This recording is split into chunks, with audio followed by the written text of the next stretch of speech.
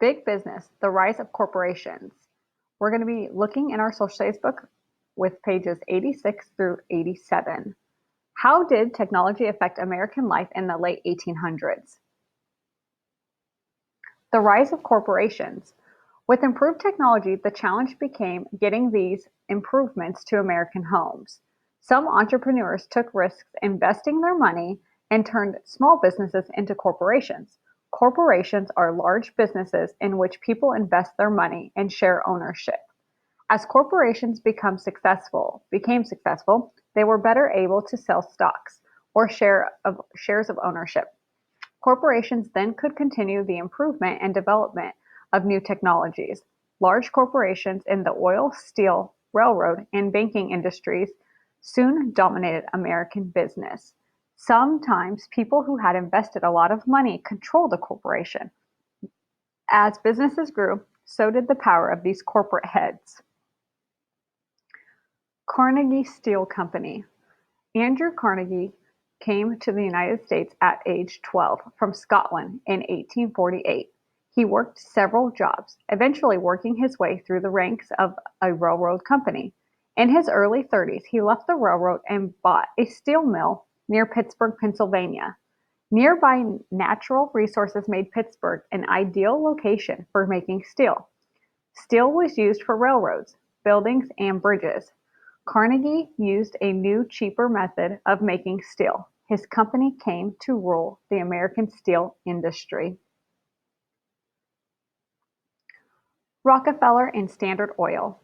John D. Rockefeller was an equally successful businessman in Cleveland, Ohio, located on Lake Erie. Cleveland's location was ideal for shipping goods across the Atlantic Ocean. In the 1860s, Rockefeller bought an oil refinery business on the shores of Lake Erie.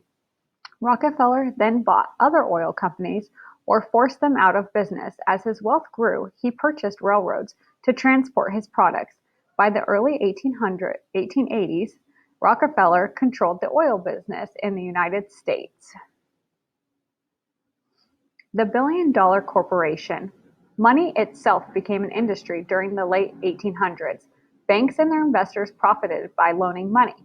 J.P. Morgan, a banker, gained increasing control of many different businesses.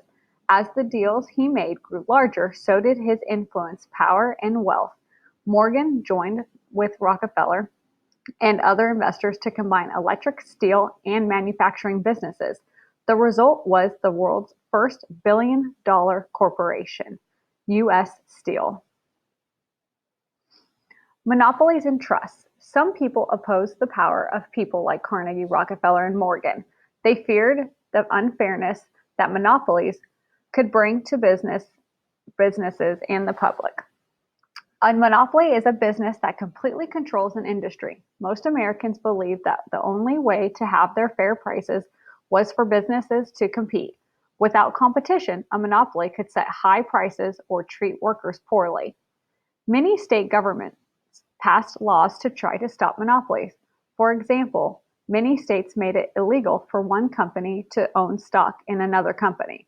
Some business people, such as Rockefeller, tried to find ways around these laws.